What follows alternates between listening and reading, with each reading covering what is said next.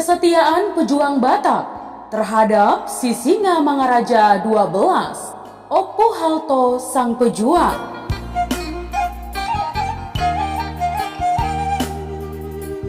Ya, pagi itu udara sangat cerah teman. Angin berhembus dengan berlahan dan sinar mentari menyinari langkah pasukan Marsose pimpinan Kapten Christoffel yang tiba di Sibongkare. Ya, pasukan ini sedang mengejar Raja Sisingamangaraja beserta pasukannya. Seluruh rakyat dikumpulkan di suatu tempat. Mereka diinterogasi satu persatu tentang keberadaan Sisingamangaraja.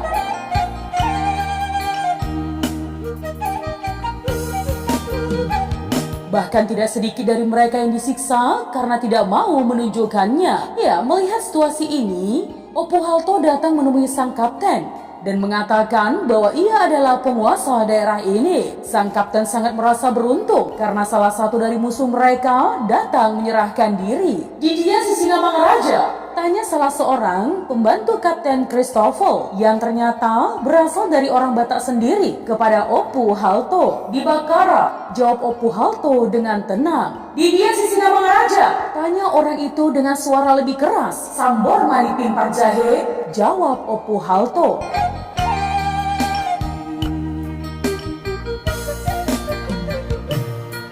Pembantu Belanda itu memberi isyarat agar Opuhalto disiksa. Maka dengan bengis tanpa ampun, Opuhalto dipopor, ditendang, dan dipukul dengan rotan malos sebesar ibu jari kaki. Namun ia tetap tegar, seakan-akan tidak merasakan sedikit pun siksaan tersebut. Ya, memang Opuhalto memiliki berbagai ilmu kesaktian teman. Ia pernah belajar ilmu Hadatuan di Barus.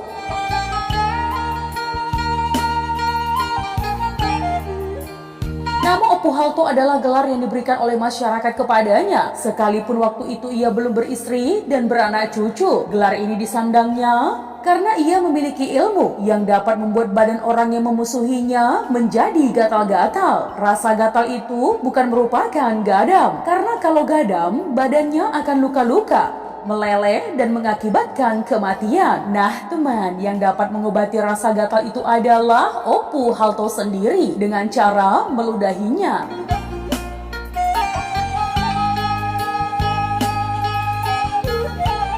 "Di dia Sisingamangaraja?" tanya orang itu kembali dengan nada tidak sabar. "Dan di ida mataku, alai di ida mata nirohatku." Begitu jawabannya selalu diucapkan Opuhalto setiap ditanya tentang keberadaan Raja Sisingamangaraja. Ia tidak mau berbohong sebab ia tahu benar di mana Raja Sisingamangaraja berada. Maka teman, siksaan pun semakin kuat dan berjalan sepanjang hari hingga satu popor senjata remuk tidak membawa hasil.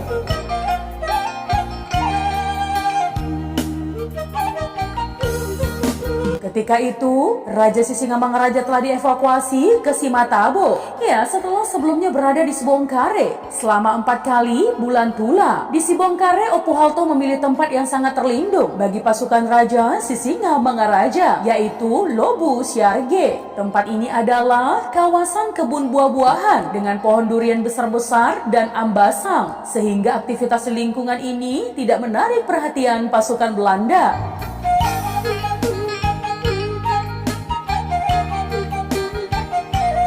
Ya, menurut nasihat Opuhalto, di Lobu Siarge tidak boleh ada api. Ya, karena asap yang membumbung tinggi akan kelihatan dari jarak jauh. Seluruh makanan dimasak di luar. Karena Raja Sisingamangaraja dan seluruh garis keturunannya berpantang makan daging babi, maka ia dan seluruh marga Sinambela garis keturunannya menggantinya dengan makan ikan. Ya, ikan di Sibongkare sangat gampang dicari karena Aek Sisira dan Aek Ardoman merupakan gudang ikan sungai yang melimpah saat itu.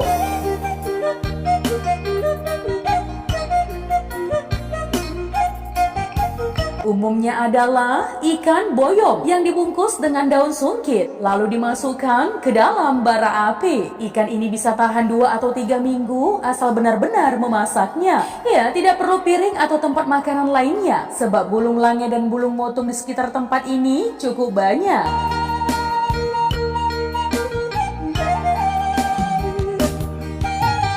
Ya, setiap pagi Opuhalto dan Raja Sisingamangaraja berunding sambil berdemban. Ia sudah lama menjadi penasehat spiritual dan datu bolot bagi Raja Sisingamangaraja. Kekuatan Belanda tidak dapat kita imbangi, Opu. Ya, benar. Namun perjuangan ini harus dilanjutkan sampai titik darah penghabisan. Aku sangat tidak rela kalau tanah para leluhur kita ini diinjak-injak oleh orang asing yang bermuat semena-mena.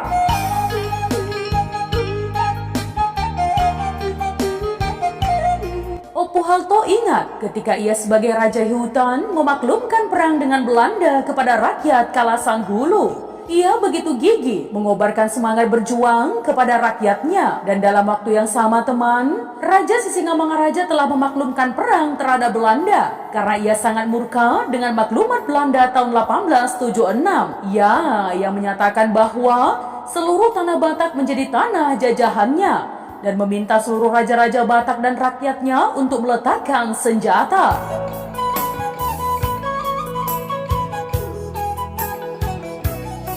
Maka rakyat pun bahu-membahu melakukan perlawanan teman. Seluruh laki-laki dimobilisasi untuk menjadi pasukan siap perang. Ya, waktu itu Belanda sedang melancarkan serangan dari Barus ke Kalasan Hulu. Opuhalto yang telah berpengalaman melintas ke Barus tahu benar bahwa jalan dari Barus ke Kalasan Hulu hanya dan harus melewati gunung Sigurung-Gurung. Dan jalan tersebut hanya sebuah jalan setapak dengan kemiringan gunung 75 derajat.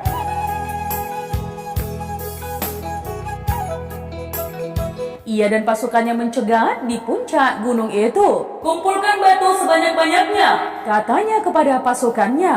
Untuk apa, Opu? Tanya salah satu pasukannya. Saat pasukan Belanda itu naik, maka kita akan menimpuki mereka dengan batu-batu besar itu. Nah teman, ketika serdadu penjajah itu mencoba mendaki gunung Sigurung-Gurung, maka dengan membabi buta dan tanpa kenal ampun, pasukan Opuhalto menimpuki mereka dengan batu-batu besar.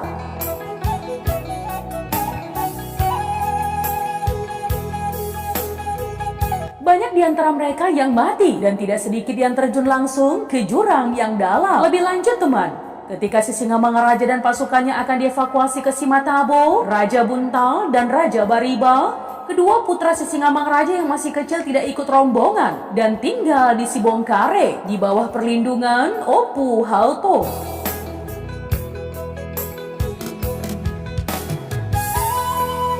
Maka, saat Opuhalto mendapat siksaan dari pasukan Marsose di hari pertama mereka melihatnya, pada malam harinya, mereka dilarikan ke Tombak Pakpak Babo, hutan premier di hulu Aik Ardoman. Ya, agar jauh dari jangkauan musuh. Sementara itu teman, Kapten Christopher memerintahkan untuk tidak membunuh Opuhalto, namun penyiksaan harus terus dilanjutkan, sampai ada pengakuan di mana lokasi Sisingamangaraja berada.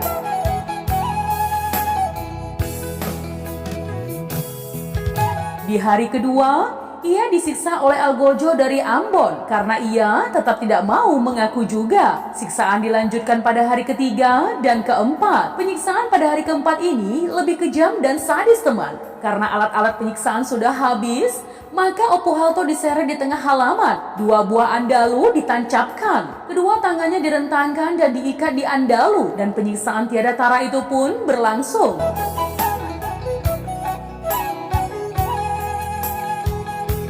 Seluruh rakyat, tua muda, dan anak-anak menyaksikan penyiksaan yang belum pernah mereka lihat sebelumnya.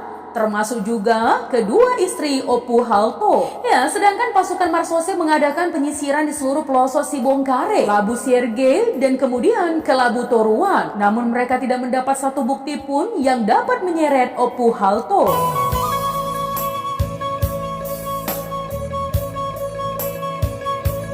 Akhirnya teman, menjelang sundut Mataniari, sebuah andalu dicabut dan andalu dipukulkan ke punggung Opuhalto dengan kekuatan penuh hingga ia terhuyung-huyung dan ambruk tergeletak di tanah dalam keadaan pingsan seperti tidak ada lagi tanda-tanda kehidupan. Ya, raga Opuhalto kemudian dibuang ke jurang